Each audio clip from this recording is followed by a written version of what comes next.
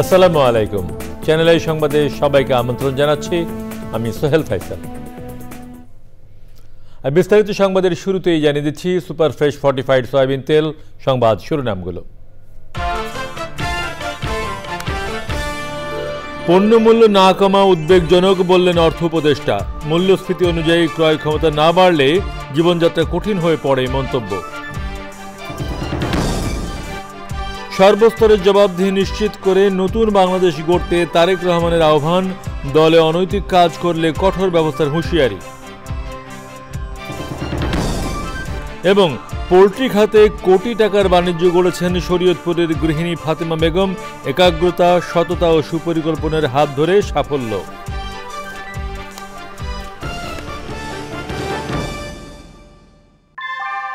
আমরা তৈরি করি বিশ্বমানের জার্মান প্রযুক্তির ভূমিকম্প সহনশীল থার্মেক্স রড, যা আপনার স্থাপনাকে নিরাপদ রাখে প্রজন্ম থেকে প্রজন্ম।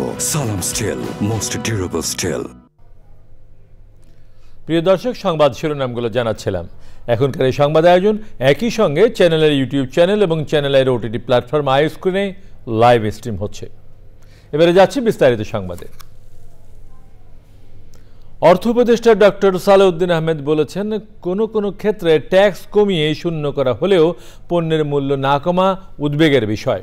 তিনি বলেছেন, সরবরাহ চেইন নষ্ট হয়ে গেছে। সাধারণ মানুষ মূল্যস্ফীতির কবলে পড়লে এবং সেই অনুযায়ী ক্রয় ক্ষমতা না বাড়লে জীবনযাত্রা কঠিন হয়ে পড়ে। ওবায়দুল রশিদের রিপোর্ট। ঢাকা বিশ্ববিদ্যালয়ের মার্কেটিং বিভাগের সুবর্ণ জয়ন্তী উপলক্ষে বর্ণাঢ্য আয়োজন। টিএসসিতে আনুষ্ঠানিক উদ্বোধন করা হয়। অংশ নেন বর্তমান ও সাবেক শিক্ষার্থীরা। তো 9টা ডিপার্টমেন্টকে নিয়ে আমরা ডিবেট কম্পিটিশন করছি, কিভাবে আগামী দিনে সুন্দরভাবে দেশ চলবে এই বিষয় নিয়ে ছেলেমেয়েরা তুমুল বিতর্ক করে যাচ্ছেন। শিক্ষা জীবনের স্মৃতিচারণ করেন সাবেক শিক্ষার্থীরা। আয়োজনের মিডিয়া পার্টনার চ্যানেল আই। অনুষ্ঠানের প্রধান অতিথি অর্থ উপদেষ্টা ডক্টর সালেউদ্দিন আহমেদ স্মৃতিচারণের পাশাপাশি কথা বলেন দেশের বর্তমান বিভিন্ন চ্যালেঞ্জ নিয়েও। এখন যে মূল্যস্ফীতিটা বেড়েছে, এখন মনে করি আমি যে সাপ্লাই সাইডের যে চাহিদা ডিমান্ড সাপ্লাইটা সরবরাহের দিকটা কিন্তু আমাদের দ্রব্য মূল্যের একমাত্র একটা বিশেষ কারণ ওই সাপ্লাই চেইনটা কিন্তু অনেকাংশে নষ্ট হয়েছে এবং অনেকাংশে কিন্তু আপনার ম্যানিপুলেট করে সরবরাহ যে একেবারে কম তা না। এবং আমি তো অর্থ মন্ত্রণালয় থেকে বহু দ্রব্যের ট্যাক্স কমিয়ে দিয়ে জিরো পর্যন্ত নিয়ে আসি, দাম কমছে না। এটা অনেকটা আমাদের উদ্বেগের কারণ। সাধারণ মানুষ যদি মূল্যস্ফীতির ছবলে থাকে, পার্চেসিং পাওয়ার বাড়ে না, তখন কিন্তু খুব ডিফিকাল্ট হয় তাদের জন্য। পরে অর্থ উপদেষ্টা ঢাকা বিশ্ববিদ্যালয়ের সিনেট ভবনে সরকারি কর্মকর্তাদের একটি ট্রেনিং কোর্সের সমাপনীতে অংশ নেন। Obaidul Rashid, channel I, Dhaka. বিএনপির ভারপ্রাপ্ত চেয়ারম্যান তারেক রহমান বলেছেন, সর্বস্তরের জবাবদিহি নিশ্চিত হলেই জনগণের কাঙ্ক্ষিত নতুন বাংলাদেশ গড়া সম্ভব। সেজন্য জনগণের আস্থা অর্জনে কাজ করতে দলের নেতাকর্মীদের নির্দেশ দিয়েছেন তিনি।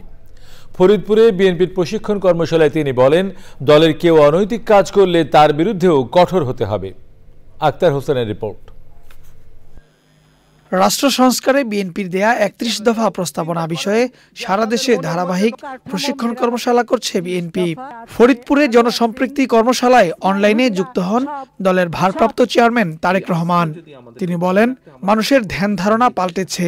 আগামীতে রাষ্ট্র ক্ষমতায় যেতে মানুষের আস্থা ধরে রাখতে হবে। ক্ষমতায় গেলে সর্বস্তরে জবাবদিহিতা নিশ্চিত করার কথা বলেন তারেক রহমান। মানুষের কিন্তু এখন চিন্তাধারা পাল্টেছে। এখন কিন্তু মানুষ জানতে চায়, দেখতে চায় যে আপনি বলছেন আপনি তার জন্য করছেন, তার জন্য আপনি কি করতে চান, কি করবেন আপনি, সেটি কিন্তু মানুষ বুঝতে চায়, সেটি মানুষ জানতে চায়। কাজেই আমাদের 31 দফার মধ্যে এই কথাগুলোই কম বেশি বলা আছে। আমাদেরকে সেজন্য প্রত্যেকটি শ্রেণী পেশার মানুষের কাছে যেতে হবে। আমরা দেশে একটি জবাবদিহিতার পরিবেশ তৈরি করতে চাইছি। জবাবদিহিতা প্রতিটি পর্যায়ে থাকতে হবে। ইউনিয়ন পরিষদের মেম্বার যেরকম জবাবদিহিতা করবে, প্রধানমন্ত্রীও জবাবদিহিতা করবে। দলের কেউ ভুল করলে সতর্ক ও সংশোধন করার পরামর্শ দেন তারেক রহমান। প্রয়োজনে কঠোর হওয়ার কথাও বলেন তিনি। আমাদেরকে জনগণকে আস্থায় রাখতে হলে অবশ্যই আমাদের মধ্যে কেউ কিছু ভুল করছে, সেই ভুলগুলোকে তাদেরকে শুধরে দিতে হবে, অথবা তাদেরকে সতর্ক করতে হবে, তাদেরকে সাবধান করতে হবে। ক্ষেত্র বিশেষে আমাদেরকে আরো কঠোর হতে হবে। দলের পুঁজি হচ্ছে জনগণের আস্থা। জনগণের আস্থা যদি, এই পুঁজি যদি নষ্ট হয়ে, পুঁজি যদি হাত পড়ে, তাহলে কিন্তু সবকিছু নষ্ট হয়ে যাবে। ৩১ দফা নিয়ে প্রান্তিক মানুষের কাছে যেতে নেতাকর্মীদের নির্দেশ দেন তারেক রহমান। পালিয়ে যেতে বাধ্য। Akhtar Hossain, channel I, Dhaka. Poultry খাতে বিনিয়োগে শূন্য থেকে শুরু করে কোটি টাকার বাণিজ্য গড়ে তুলেছেন শরীয়তপুরের গৃহিণী ফাতেমা বেগম। তিনি বলছেন, কাজের প্রতি একাগ্রতা, সততা এবং সুপরিকল্পনা থাকলে কৃষির যে কোনো খাত থেকেই আয় করা সম্ভব। বিস্তারিত জানাচ্ছেন শাইখ সিরাজ। বাংলাদেশে পোল্ট্রি শিল্পে নিয়োজিত ৬০ লাখেরও বেশি মানুষের শতকরা ৪০ ভাগই নারী। এ খাতে নিয়োজিত হয়ে অনেক নারী যেমন স্বাবলম্বী হয়েছেন, বেড়েছে তাদের সামাজিক ক্ষমতায়ন। এমনই এক উদ্যোক্তা শরীয়তপুরের চরমধ্যপাড়া গ্রামের ফাতেমা বেগম। আমাদের সাথে বিয়ে, স্বামীর একটা ছোট্ট সেট আছে, দেখে খালি লসে দেখা। আমার বাইরে বললাম খামারটা আমি করবো। কটা মুরগি দিয়েছি? ৫০০ মুরগি দেয়া। ওই ৫০০ মুরগি দেয়া, তারপরে ১০০০ করছি বাট। ১০০০ করার পরে এমন একটা ডিমের বাজার পাইলাম, ৮ টাকা করে ডিম। ১১ লক্ষ টাকা ৬ মাসে ইনকাম করছি। এই ১১ লাখ টাকারই জমি এইটা। এই যেখানে দাঁড়ায় কথা বলছি। আচ্ছা, জমি কিনা, তারপরে আমি ব্যবসা আস্তে আস্তে বাড়াইছি।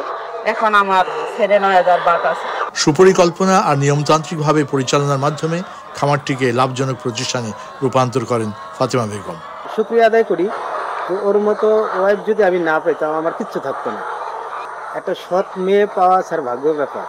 যে পরিশ্রম করে স্যার, বর্তমানে একটা মানে ছেলেও এত পরিশ্রম করতে পারে না, ওর সাথে কাজ করে কেউ পারে না। স্বামী স্ত্রীর ভিতরে যদি মিল মহব্বত না, আমি মনে করব, না থাকে, সে সংসারে মনে হয় উন্নত কমই হয়।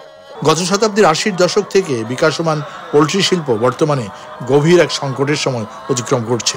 ফিড মেডিসিনের দামগুলো অনেক বাড়াইছে। যারা বাজারে বিক্রি করে ৪-৫ হাত বদল হয়, তো ওই জন্য এই ডিমের দামটা বাড়তে। আর কৃষি অনুশীলনের বিস্ময়কর ম্যাজিকটা এখানেই। বুঝে শুনে বিনিয়োগ এবং সততার সাথে একটি খামারকে লালন পালন করলে তার উদাহরণ এভাবেই রচিত হয়, যেমনটি করে দেখিয়েছেন ফাতেমা। এবং ফাতেমার এই অনুশীলনটি সারা বাংলাদেশের অন্যান্য বধূ, মা, যুবক যুবতী যারা এই জাতীয় ফার্ম করছেন তাদের জন্য একটা অনুকরণীয় হতে পারে। শরীয়তপুরের চরমধ্যপাড়া থেকে শাইখ সিরাজ, সাংবাদিক। এ নিয়ে বিস্তারিত প্রতিবেদন দেখবেন এখনকার সংবাদের পর হৃদয় মাটি মানুষ অনুষ্ঠানে। দেখছেন চ্যানেল আই সংবাদ। এবারে খানিকক্ষণের বিরতি। আবারও আমন্ত্রণ সাংবাদিক। বাংলাদেশের অর্থনীতির অবস্থা অনেক ভালো এবং বাইরে থেকে অনেক অপপ্রচার হয় বলে মন্তব্য করেছেন অন্তর্বর্তী সরকারের অর্থ উপদেষ্টা ডক্টর সালেউদ্দিন। সাভারের বিরুলিয়ার খাগান এলাকায় ব্র্যাক স্টেডিয়ামে আয়োজিত সেমিনারে অংশ নিয়ে সাংবাদিকদের সঙ্গে মতবিনিময়ে একথা বলেন তিনি। এ সময় উপদেষ্টা ডক্টর সালেউদ্দিন আরও বলেন, ব্যাংকে যারা টাকা ডিপোজিট রেখেছেন তাদের তো উপেক্ষা করা যাবে না, এটা তো তাদের টাকা। একটা ব্যাংক যদি গ্রাহকের চাহিদা পূরণ করতে না পারে, ঋণ দিতে না পারে, ব্যাংকের অস্তিত্ব থাকে না। তাই ব্যাংকে সাপোর্ট দেওয়ার জন্য টাকা ছাপানো হয়েছে।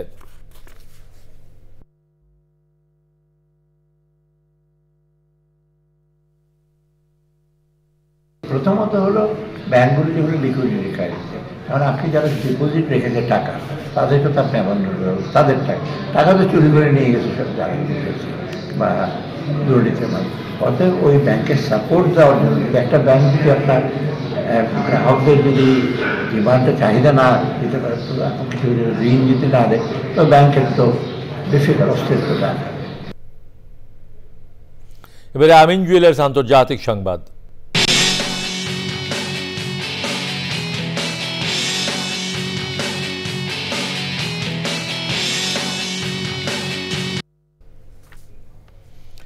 গাজায় শরণার্থী শিবির এবং হাসপাতালে ইসরায়েলি বোমা হামলায় 50 জন নিহত হয়েছে।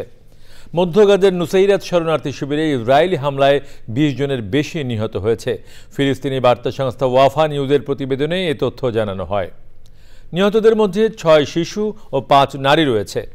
এদিকে গাজার বেসামরিক প্রতিরক্ষা বিষয়ক সংস্থা জানিয়েছে উত্তর গাজার বেইত লাহিয়ায় ইন্দোনেশিয়ান হাসপাতালে হামলা চালিয়েছে ইসরায়েলি বাহিনী। কামাল আদওয়ান হাসপাতালে ইসরায়েলি বাহিনীর বিমান হামলায় কমপক্ষে 29 জন নিহত হয়। এবারে কৃষি সংবাদ।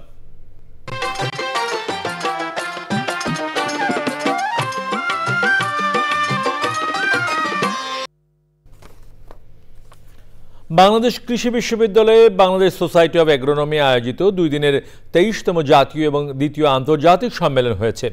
সোসাইটি অব এগ্রোনমির সভাপতি ডক্টর নূর আহমেদ খন্দকারের সভাপতিত্বে উদ্বোধনী অনুষ্ঠানে প্রধান অতিথি ছিলেন বাকৃবি উপাচার্য অধ্যাপক ডক্টর AK ফজলুল হক ভূঁইয়া, বিশেষ অতিথি বঙ্গবন্ধু শেখ মুজিবুর রহমান কৃষি বিশ্ববিদ্যালয়ের উপ-উপাচার্য অধ্যাপক ডক্টর M মঈনুল হক, হাজী মোহাম্মদ দানেশ বিজ্ঞান ও প্রযুক্তি বিশ্ববিদ্যালয়ের উপ-উপাচার্য অধ্যাপক ডক্টর মোহাম্মদ শফিকুল ইসলাম শিকদার সহ অন্যরা অনুষ্ঠানে উপস্থিত ছিলেন। সম্মেলনে দেশি বিদেশি বিজ্ঞানী ও গবেষক সহ প্রায় 2 শতাধিক প্রতিনিধি অংশ নেন। এবারে প্রকৃতি সংবাদ।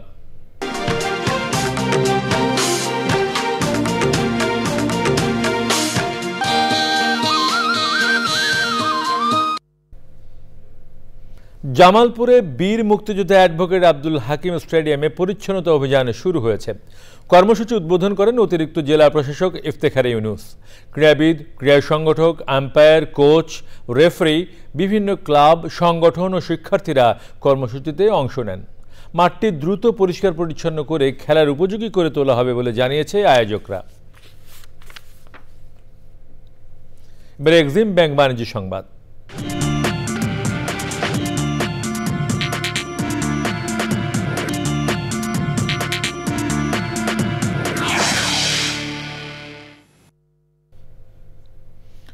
অপরিশোধিত জ্বালানি তেল উত্তোলন বাড়ানোর পরিকল্পনা আবারও পিছিয়েছে ওপেক প্লাস। এবারে পরিকল্পনার মেয়াদ এপ্রিল পর্যন্ত বাড়ানো হয়েছে। সম্পূর্ণভাবে উত্তোলনের মেয়াদ 1 বছর বাড়িয়ে 2026 সালের শেষ পর্যন্ত করা হয়েছে। খাত সংশ্লিষ্টদের মতে দুর্বল চাহিদা ও ওপেক প্লাস বহির্ভূত দেশগুলোয় উত্তোলন বাড়ানোর কারণে এমন সিদ্ধান্ত নিয়েছে সংগঠনটি। ওপেক প্লাস সদস্যভুক্ত দেশগুলো দৈনিক গড়ে 58,60,000 ব্যারেল জ্বালানি তেল উত্তোলন বন্ধ রেখেছে, যা বৈশ্বিক চাহিদার প্রায় 5.7%। 2022 সাল থেকে পণ্যটির দাম বাড়াতে এ ধরনের পদক্ষেপ নেওয়া হয়েছিল। সংস্থাটি বিশ্বজুড়ে অর্ধেকেরও বেশি জ্বালানি তেল উত্তোলন করে। আবারও খানিকক্ষণের বিরতি নিচ্ছি, আর বিরতির পর অন্যান্য সংবাদের সঙ্গে থাকছে সংবাদে আবারও আমন্ত্রণ। এবারে খেলার খবর।